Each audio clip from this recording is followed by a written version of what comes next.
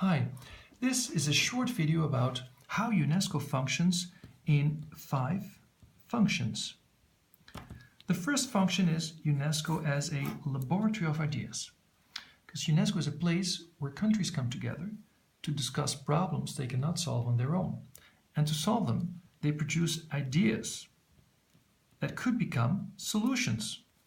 And when one of these ideas is so good that countries think that it should be applied all over the world, they translate it into a standard. That's UNESCO's second function, namely that of standard setter. Examples of these standards are conventions or declarations or recommendations. And concrete examples in UNESCO are UNESCO's World Heritage Convention, or UNESCO's Anti-Doping Convention, or UNESCO's Universal Declaration on Bioethics and Human Rights. These instruments, they help countries to protect cultural heritage and to protect sport against unfairness, because some athletes use doping, for example. And they help countries to make sure that when medical experiments are organized, that people who participate in them are treated with respect, especially when they come from poor countries and they need money to survive. Now, how can these standards be implemented? Well, there are many ways to do so. And UNESCO's third task, is again to bring countries together, but not to produce ideas, but to learn from each other about the right methodologies to use to implement standards. That is what we call a clearinghouse, meaning exchanging ideas, best practices.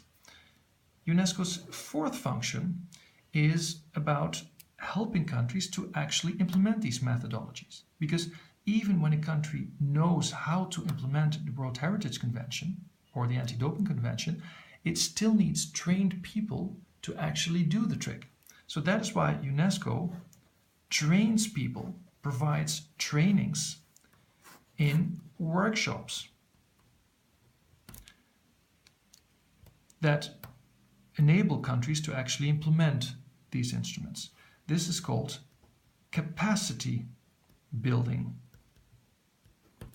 Now, and when this works well, UNESCO's fifth and last function is to make sure that it continues to work well. And that is called international catalyzation, meaning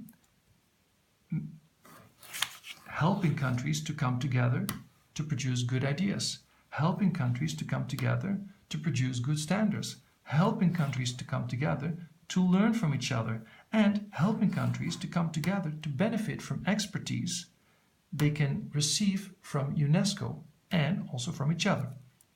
Now, this is all done to create a flow that goes all the way from ministers talking to each other to produce good ideas, to ordinary people like you and me to make us happy because we have well-protected cultural heritage, or because our sports are fair, or because people in medical conditions and medical situations are treated with respect. We could call this the flow of happiness. And I wish you a very happy day.